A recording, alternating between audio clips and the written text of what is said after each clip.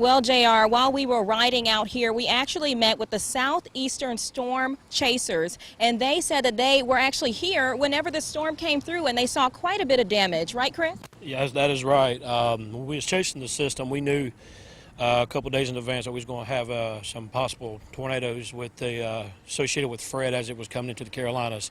And so me and John have been making preparations to be out chasing today. And we intercepted a couple of sails that was tornado warned, but eventually when this one actually went tornado warned, we decided to move over to it because it had the greatest chance of tornado forming. And we began to see the formation on the radar, and we switched over to the high resolution velocity, began to see the pattern starting to tighten up more, giving us a greater indication that a tornado was forming. So we began to chase that sail.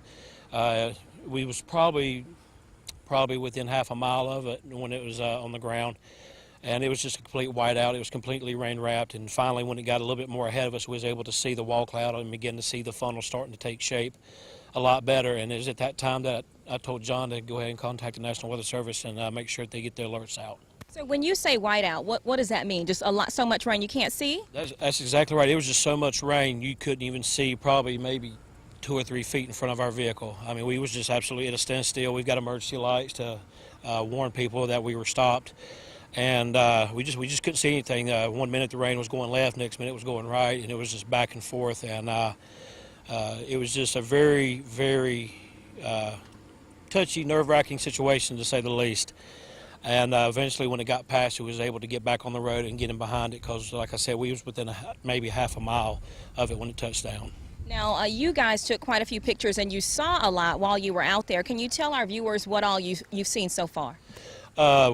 We had to actually stop our chase because the road that we was going down, there were so many trees down in the road and power lines that we had to go ahead and just cancel our chase, which is policy with our team. And we immediately began to call first responders to get them out there to let them know that the trees were down. Well, a very large diameter trees was down, power lines was down. And on one side, there was, I'd say, maybe 4 or 5 feet in diameter tree was completely taken down. And then there was a lot of damage down in the state park area. There was a tree that fell on a house, and we got a lot of those pictures. So a lot of this information we're going to be sending out to the National Weather Service so they can get their crews out here to get an official estimate of what kind of rating tornado this possibly was. And you said you actually spoke to that family in that home. Is that correct? Well, I think John talked to the lady or someone that lived down that area, but from what we was told, the husband told the family to his wife and children to get in the bathtub and get to safety, and luckily they was able to get them out. And so from what we were told by the authorities down in that area, that they were safe and unhurt, and which is great to hear. All right, and this is not your first time doing this. You're actually quite experienced in doing this. Our viewers may be interested to know just about safety being that close to the storm.